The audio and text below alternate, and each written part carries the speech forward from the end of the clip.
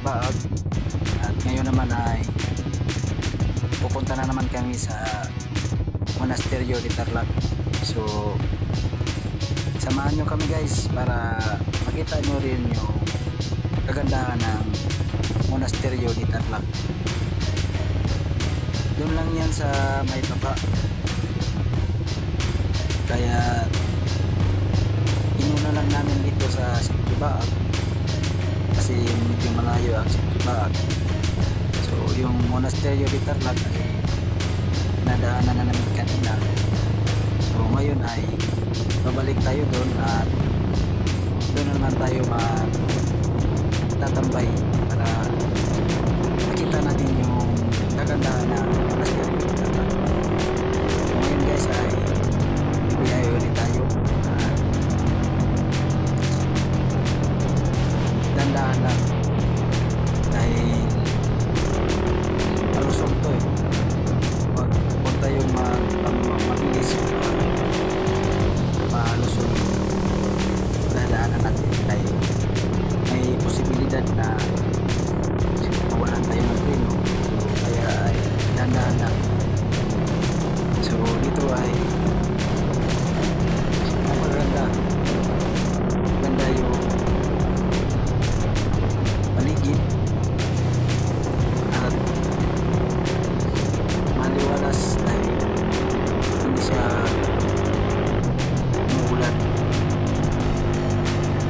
Masarap sa nang ipapkin kaso hindi tayo kung marunong pumatik. So yung mga kasamahan natin ay napakagaling nilang pumatik at tamang nood na lang tayo dahil mahirap na rin pag sunod lang tayo, kaya ingat-ingat lang. So dito ay magpas na nga sila dahil masugahan sa pabangkin nila kaya magpas na malayan nila. Dito ay papunta na tayo ng Monasterio.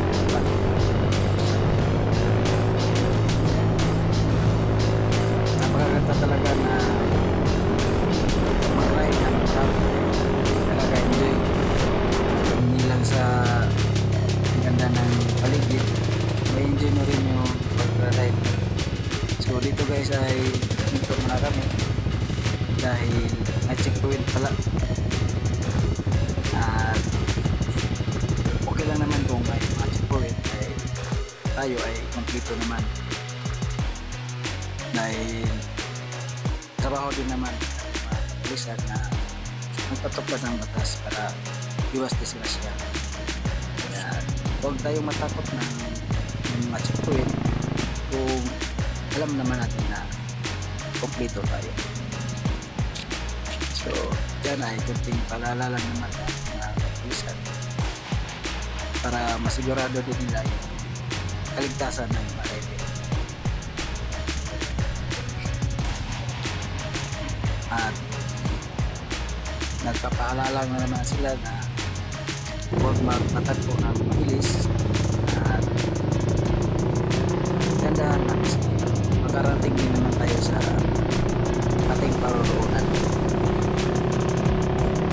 So yun ay okay na, kaya diretso na tayo doon sa Monasterio de Tarlac.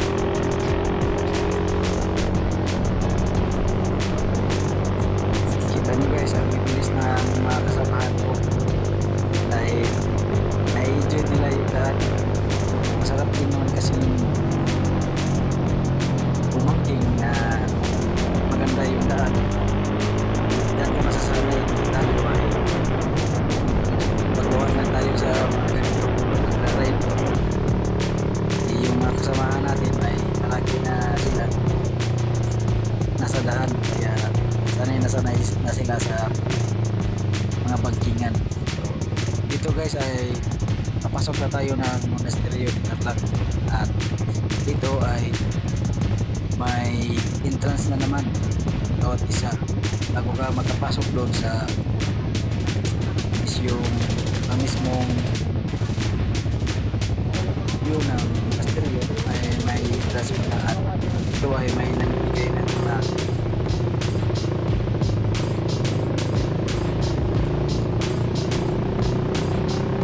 ano yun, yung kung kakain ka doon sa loob, parang menu nila. Gusto mo yung doon ka kakain sa karinderya nila, may makikita ka na pagpipilian. So dito ay nasa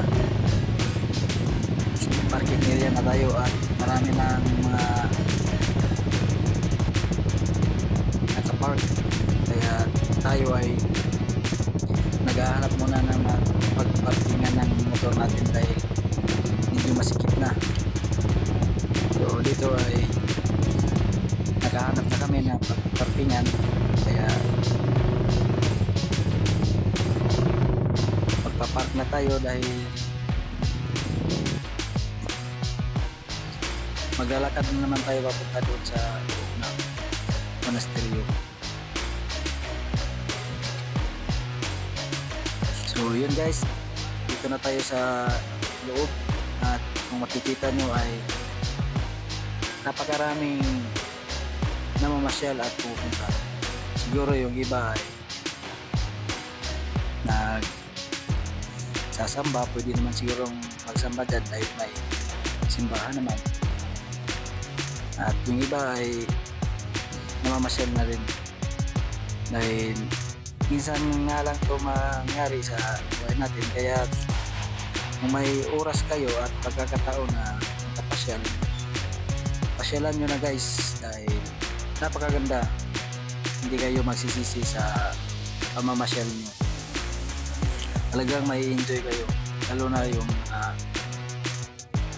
mga anak ninyo punta rin sa mga iba't ibang lugar. So yun guys ay napakaganda, kita mo talaga yung baba at yung lawak ng kabundukan. At dito ay nasa Tarlac pala tayo guys, yun yung sinasabi nila na Monasterio de Tarlac. So yan yung mga kasamahan natin. Kung gusto nyo kumain ay marami din naman kapagkainan. Yan kaganda yung monasteryo. First time ko lang makapunta dito at sulit pa rin.